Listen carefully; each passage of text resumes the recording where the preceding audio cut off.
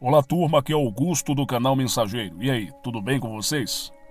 Estamos de volta com mais uma passagem de Elizabeth Town. Você e suas forças. Fique comigo até o final desse vídeo. Para dar força ao nosso canal, vá curtindo esse vídeo e comente embaixo o que está achando dele. Fique comigo para entender o Gênesis. A primeira questão aqui colocada: existem dois olhos tentando entender a razão do universo visível. Mas seria mesmo o homem capaz de entender os processos da razão, que existe uma única causa unitária por trás do universo visível? Então que ele procure primeiro o cientista e também o teólogo. O cientista natural, com telescópio e microscópio, martelo e bisturi de geólogo. Ele trabalhou seu caminho tedioso até as próprias fronteiras do reino da causalidade.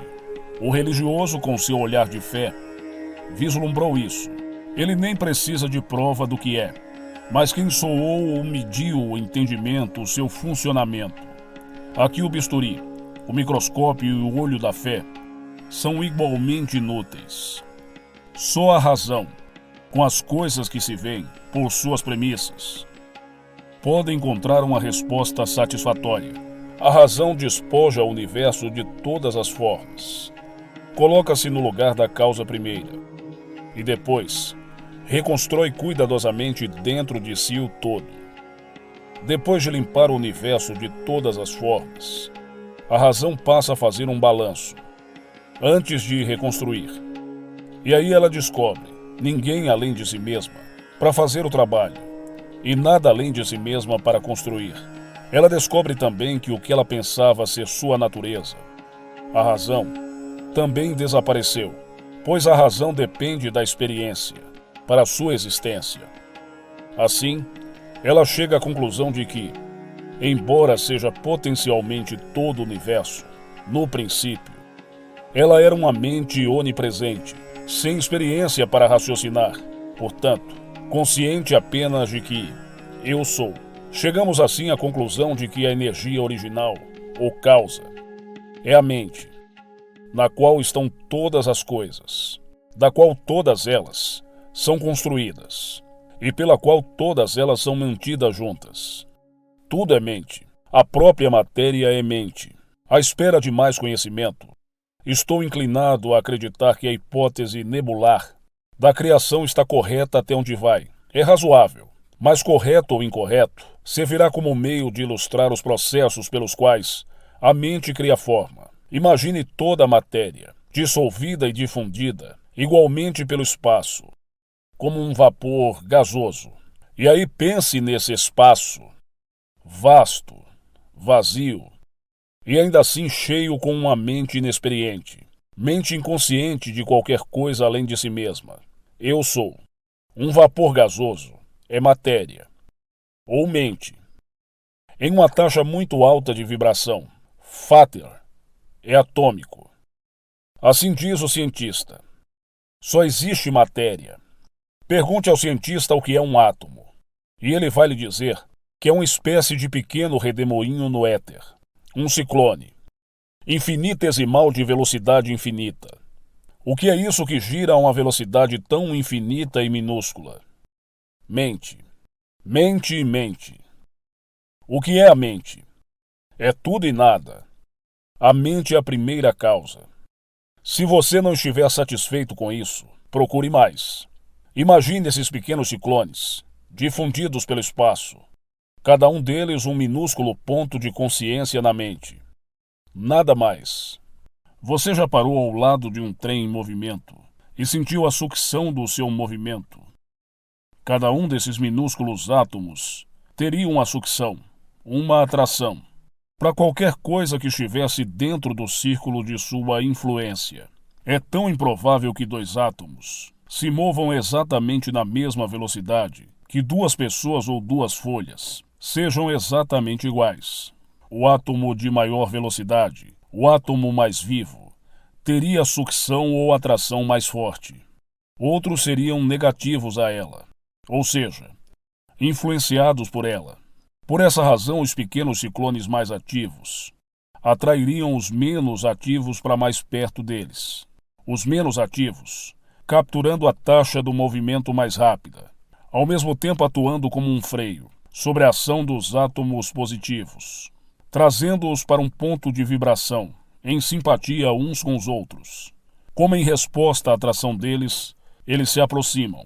Toda a consciência é presumivelmente causada por esse atrito.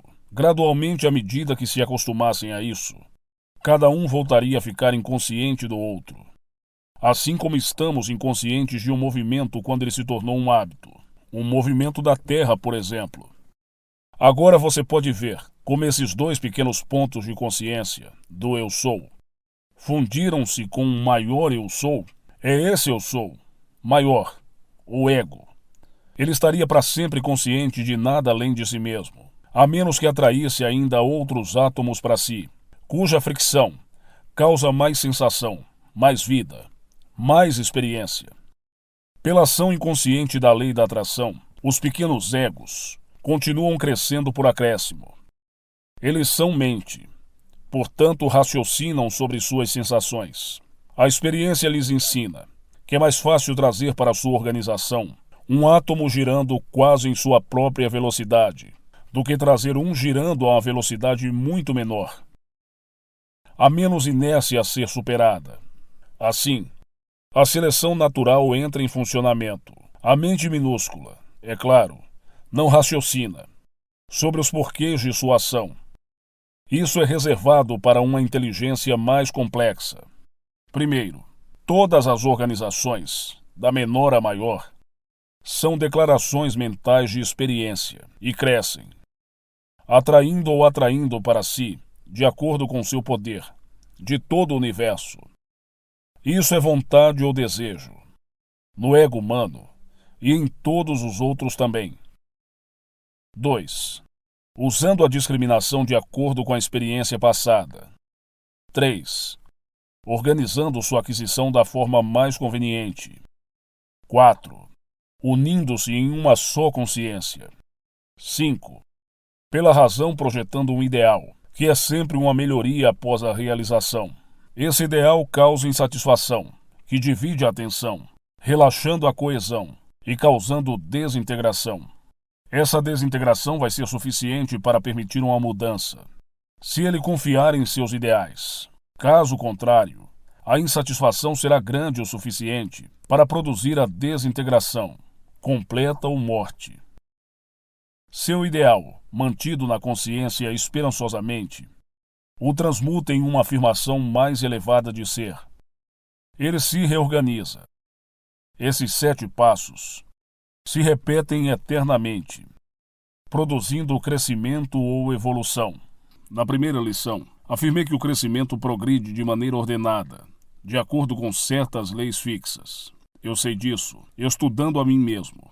Qualquer outro indivíduo pode aprender não apenas essas leis, mas também todas as outras verdades por meio de um estudo cuidadoso de si mesmo.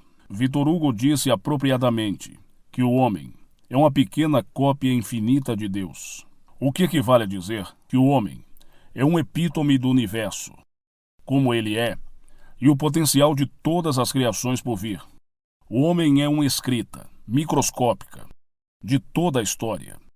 Decifrando-se cuidadosamente, ele é capaz de entender tudo mais. Há uma mente universal que preenche o espaço, e da qual todas as coisas são feitas, na qual todas elas existem, e pela qual todas são mantidas em forma, enquanto for melhor, e então dissolvidas e transmutadas em declarações mais elevadas de verdade.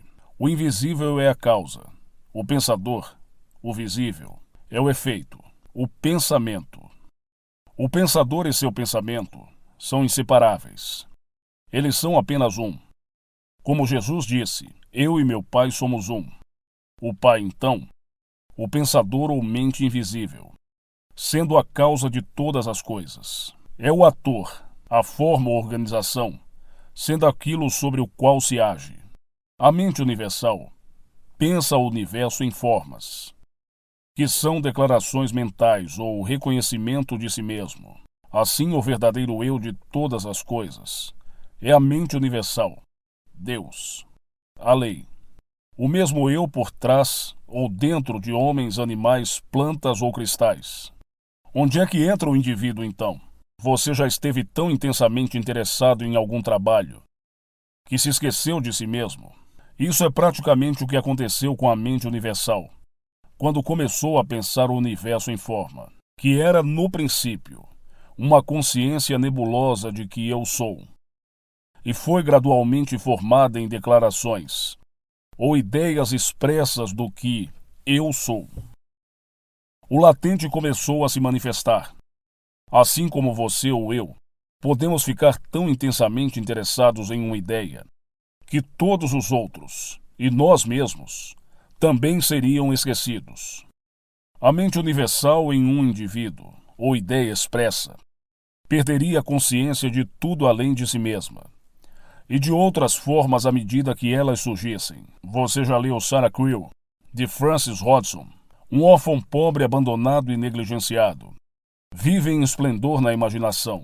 Ela está tão extasiada com as belezas de seu ambiente imaginário, que é perfeitamente alheia ao real, e até a si mesma. A senhora Burnett é científica em sua conclusão. Um vizinho rico tornando-se ciente através do seu servo das Índias Orientais, dos arredores da criança, tornou o seu sonho real. Tão intenso foi seu interesse pelo ideal, que ela nem se surpreende a princípio, quando entra em seu quartinho no sótão, transformado em um caramanchão de esplêndida beleza. Sua ideia mantida firmemente se tornou real. A intensa absorção desse filho da ficção ilustra em certa medida como a mente universal perdeu a consciência de si mesma, como um todo, ao seguir ideias individuais. O homem é a ideia de Deus. Alguém disse: o homem, a ideia, completará pela razão o círculo e voltará à consciência de que existe apenas um. E eu sou esse um. Você percebe que o invisível é a fonte de todos os ons.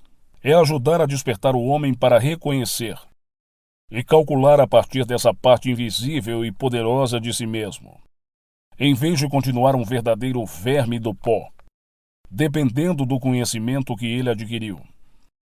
Mais ou menos inconscientemente, até o presente, dependendo do que foi feito em vez de recorrer a esse eu não reconhecido, e assim fazer mais do que foi feito. Todo o progresso foi feito até agora por uma dependência cega do eu invisível e onipresente, e o reconhecimento inteligente da nossa fonte de poder nos capacitará a manifestar maravilhas que não podemos sequer conceber agora.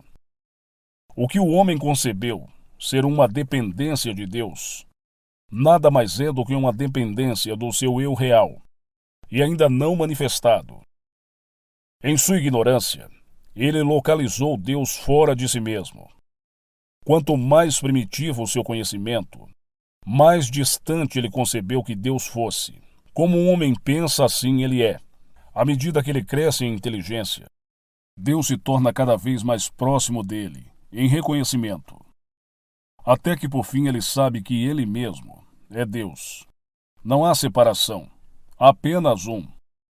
A ideia do homem de sua própria impotência e separação de Deus é baseada na crença de que seu corpo é ele mesmo, em vez de ser a obra, a ideia de si mesmo. Ele mesmo inclui seu corpo constituído pelo pensamento. Mas é muito mais do que imagina, pois ele é tudo. Sendo o corpo do homem, o que ele percebe de si mesmo, é construído pelo pensamento e modificado por cada fantasia passageira. É o polo negativo do seu ser. Ser negativo é ser atraentemente receptivo. Ser positivo é ser ativo. O homem é um imã completo, tendo seus polos positivos e negativos, no invisível e no visível. Quando a conexão entre esses polos é rompida, o corpo, não mais influenciado pelo positivo, é dissolvido. O polo positivo no invisível continua a agir, mais sábio, pela experiência. Ele recria em um plano superior. Ele se reconhece mais de si mesmo, faz uma declaração mais clara da verdade. A mente universal é o polo positivo do universo, matéria. Ou a consciência é o polo negativo. O não expresso é constante, irresistivelmente pressionado para a expressão. O polo invisível pode ser confiável para se expressar. Todos os esforços e sofrimentos da humanidade são devidos à ignorância desse fato. O homem se inverteu em sua própria imaginação e tentou desesperadamente fazer o homem negativo, o corpo, o ator. Ele só poderia falhar e, por seu fracasso, ser levado à dúvida, sendo a dúvida a porta pela qual o conhecimento entra. Ele está aprendendo que, pelo simples reconhecimento da verdade, de que o corpo é um meio e não uma fonte de poder, ele o coloca na devida relação com o positivo, para permitir que o positivo o use com um meio para fazer o que ele quer. Afinal, conhecimento é poder.